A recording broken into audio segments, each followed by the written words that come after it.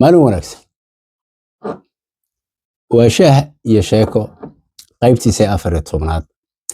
maanta waxaan rabaa halkan inaan uga hadlo taariikhda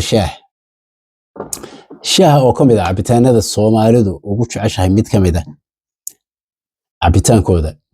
ayaa wuxuu leeyahay taariikh aad u fac weyn kana horeysay xilligii dhalashadii Nabi Ciise alayhi salaatu wasalaam haddaba taariikhdaasna raba iyo jidka uu soo maray iyo heerarka kala duwan oo shaah iyo sidoo adduunku iskugu faafiyay iyo sidii looga hortagay wadamada Yurub ama galbeedka wadamada la yiraahdo ayagoo u arkay xaraan soo gashay wadamadooda haddaba waxaan rabaa taariikhda inaan dib ugu laabto aan bilow ilaa heerka uu maanta joogo aan gudo gala hadduu Ilaahay yiraahdo sida taariikh yahanada xusaan shaaha ayaa markiisii ugu horeysay waxa laga helay ama helayba boqor kamid ah boqorada China boqorkaas oo magaciisu ahaa Shen Nong ayaa wuxuu ahaa boqor kaliya ma ahayn wuxuu ahaa sidiisa kalena nin filosofa dhakhtarna ah waxa lagu sheegaa galab kamid ah galbaha inuu u baxay dhulka si uu faakahaysi ugu baxo dhul beera ah oo dhulka xukuumay kamid ah koonfurta China meeshii la yiraahdaa asagoo geed marka ninkan dhakhtarka wuxuu caan ku ahaa inuu iska ilaaliyo cabitaanka ma garanaysaa biyo walba uu cabayo wuu kululeyn jiray inta uu cabin ka hor koob weyn oo biyo kulul ay ugu jireen ayaa waxa ku soo dhacday galabtaas caleenta geedka shaaha caleentiis geedkii markay ugu dhacday kadib wuxuu arkay in uu dhadhashu bilaabay wuxuu arkay dhadhanka geedkan uu bixiyay inuu dhadhan wanaagsan uu leeyahay sidoo kale wuxuu arkay caleenta midabkeeda oo kale inay bedelayso labada markuu isku helay ayuu wuxuu bilaabay inuu cabo cabitaankii shaaha kadib waxaa galay energy wuxuu arkay inuu geedkan yahay geed cabitaan ahaan energy qofka siinaya boqti maanta wuxuu ka dambeysay wuxuu bilaabay inuu cabo markii la ogaaday boqorku inuu cabahayo ayaa waxay noqotay koonfurtii China oo dhan inuu ku fido geedkii shaaha ah haddaba boqorka waxaa ka dambeeyay boqor kale oo isla xilliyadii dhowr boqol oo sano kadib boqortooyadii Han la oran jiray sidoo kale waxay boqortooyadaasna halkii ka sii waday cabitaankii shaaha iyo faafintii shaaha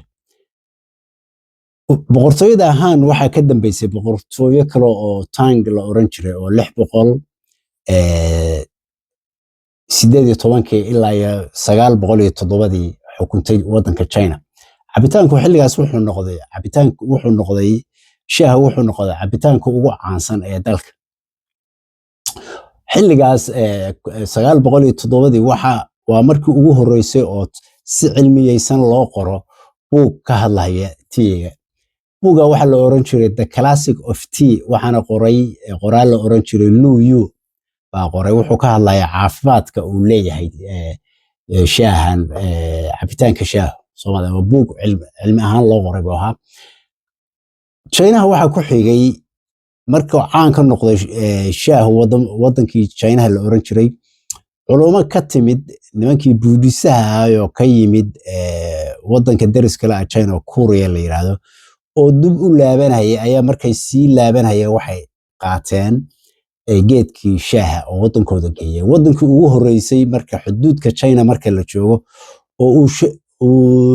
shaaha uu ka gudbo waxay ahayd wadanka Korea la yiraahdo nimanka buudisaha ana geeyay qarnigii 9aad ayaa waxa uu shaahu gaaray wadanka kale oo asagana Japan la yiraahdo oo wuxuuna ka mid noqday markuu wadanka galay qayb ka mid ah diintooda iyo xafladaha iyo meelaha maaragtay fadhiyada waaweyn baa lagu cabi jiray kaliya shaaha xilliyada aan ka hadlayno dadkoo dhan ma ahayn wax ay cabi jireen waxa cabi jiray dadka aqoonta leh iyo boqortooyada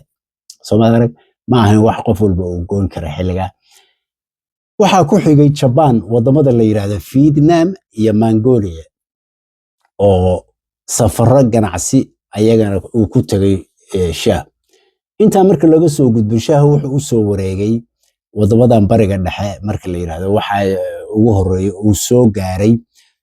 boqortooyadii Persia la oran jiray wadankan hadda Iran la yiraahdaa buu soo gaaray qarnigii 19 ayadii Japan isku mar buu soo gaaraya Persianka iyo qarnigii 10aad waxa u sahlay inuu shaahu yimaado jidkii la oran jiray jidka xariirta ama Silk Road ka la oran jiro ganacsiga ka imaanaya China ilaa wadamadan bariga isku xirayay ganacsato muslimiin ah oo ka yimid China ayaa keenay Persia kadib wuxuu noqday Persia waxay noqotay marka islaamku gaaray kadib meelaha ugu badan oo shaaha laga cabo waxa shaahi uu galay markuu Persia islaamka ka soo galay masaajidii suuqyadii kulamada nimanka dadka aqoonyahanka isku yimaadaan meel ay ku cabaan wuxuuna ku fiday dunida muslimka oo dhan ayagoo ku bedeshay khamrigii magaranaysa oo diintu ka xaaraantay helay wax ay ku bedeshaan sida ay xusayaan wadamada uu ku fidana marka uu yimid Iran kadibna waxay ahayd Turkiga iyo bartamaha Aasiya iyo Carabta intaba shaahu marka dhinaca bariga markuu gaaray dhinaca kalena galbeedka buu geedkan u soo talaabay wadamada Yurubta hadaba wadankii ugu horeeyay oo shaaha China ka soo qaada ganacsatada shirkad la oran jiray Dutch East Indian Company la oran jiray baa waxay ka soo dirtay shaahi ugu horeeyay China waxayna u soo dirtay wadankeeda qarnigii 17aad weeye 1610 baa lagu qiyaasaa inay ahayd marka uu yimid shaahi ugu horeeyay wadanka Holland hadaba maxaa dhacay shaaha markuu Holland soo galay waxa kacdoon baa kacay kaniisadihii baana hogaaminayay kacdoonka iyagoo ku sheegay kow inuu yahay cabitaan shisheeye ka yimid inuu maskaxda bedelo iyo sidoo kale inuu yahay xaraan moqto oo wadamada gaalada bariga ayagu diin bay sheeganayeen dadka aan diinta lahayn oo bariga jira waxa ka yimid oo xaraan naga ahbay bay u adeegsadeen inkastoo dadka aqoonta leh iyo ganacsatadu ay bilaabeen shaaha markii la keenay inay gataan cabaan laakiin kaniisaduhu way ka soo horjeedeen wadankan Ingiriiska ama UK shaaha waxa u soo gudbiyay isla Dutchka keenay oo isla qarnigaas oo keenay 1610 wixii ka dambeeyay wadanka Ingiriiska soo gaaray laakiin Ingiriisku wuxuu shaaha u qaatay xilligii boqorkii labaad Charles la oran jiray oo guursaday gabar boqorada Portugiiska ka soo jeeda oo la oran jiray Catherine of Braganza baa la oran jiray boqorad waxay ahayd Portugiisa markuu guursaday boqoradaas ayaa waxay ahayd boqorad shaah cabka aad u jeclay taasoo keentay in shaahu noqdo cabitaanka boqortooyada Soomaaliyeed awal Dutchka keenay laakiin guriga boqorada markuu guursaday Portugiiska ayay waxay noqotay cabitaan boqortooyada ay cabito taa markii dhacday waxa bilaabmay sidii Holland oo kale kaniisadihii UK kacdoon bay ayaguna sameeyeen ay uga hor imaanayaan shaaha ayagoo ku tilmaamaya inuu wax cusub oo diinta halis ku ah uu yahay bay ku tuli sidoo kale waxay sheegeen inuu dadka ka hor istaagayo cibaadada moqto xilligaas kaniisaduhu waxay ku doodeen cibaadadana uu ka hor istaagay uu ka sii jeedinaya cabitaanka shaaha moqto isla shirkadda Dutchka oo Dutch East Indian Company la oran jiray shaaha waa shirkaddii ugu horeysay oo haddana geysay Mareykanka magaalada New York la yiraahdo oo xilligaas hoos imaanayay Dutchku ay maamulahayeen magaalada New York la yiraahdo xilliga waxa la oran jiray New Amsterdam baa la oran jiray magaalada lama oran jiray New York halkaas oo ayagu ay ka talinayeen bay waxay geeyeen shaah qiyaasi taariikhda waxa ay 1650 marka Mareykanka New York ay shaah gaareen isla markiiba wuxuu noqday cabitaan caan ka noqda Mareykanka xilligaas oo kafeegu ama qaxwuhu uu soo gaarin wadamada galbeedka oo dhan afrika haddaba seebuu ku yimid shaahu afrika imaashihiisa shaaha ayaa waxay xiriir la leedahay xiriirka carabta iyo ka dhexeeya bariga afrika weliba wadankii ugu horeeyo haddaba uu soo galo shaahu markuu afrika imaanayay soomaaliya u ah soomaaliya bariga afrika uu ka soo galay khaasatan soomaaliya xiriirkii ganacsiga oo ka dhexeeya soomaalida iyo carabta baana keenay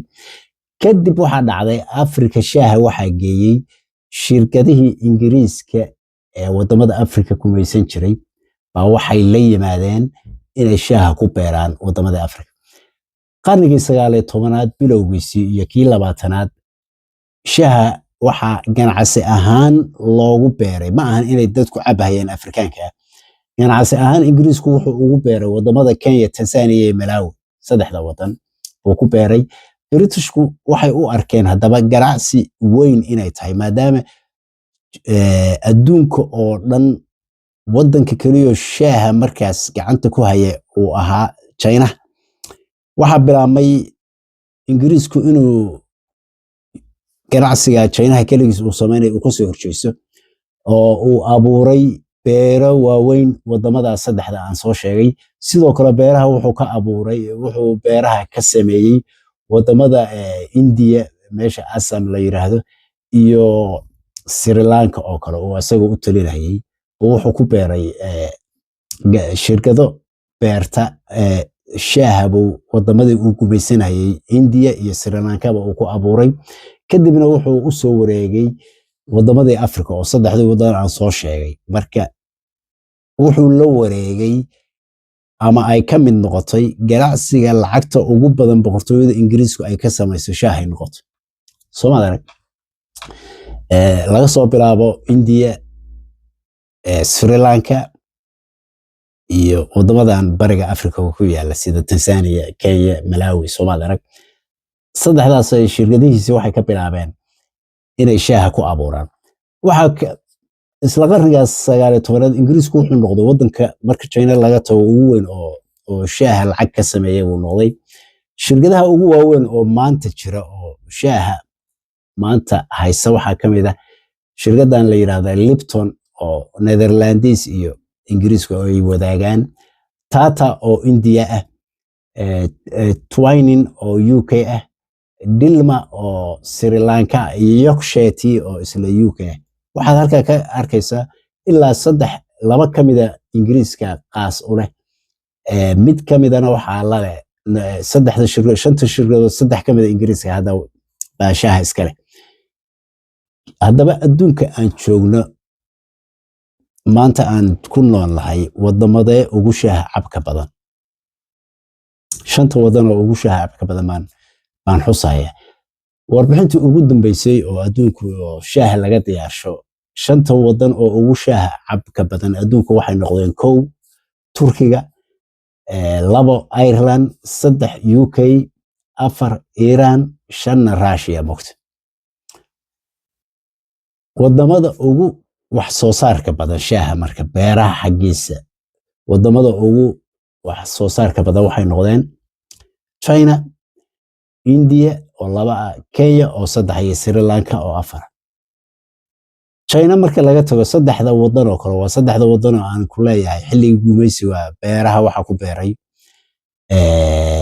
ku beeray Ingiriiska ku beeray beeraha Soomaaliya sidaas uu shaaha wuxuu ku noqday wadanka lacagta ugu badan ka sameeya Ingiriisku noqday wadanka saddexaad oo ugu shaaha cabka badan Ingiriisku noqday Turkiga iyo Ireland marka laga saaro sidoo kale wuxuu noqday inuu asoo sheegto inuu uu yahay uu ku qabsado wadanka hore u sheeganay marka taariikhdaas uu shaahu soo maray barnaamijka shaahi sheekana halkaas uu salka ku haya maalin wanaagsan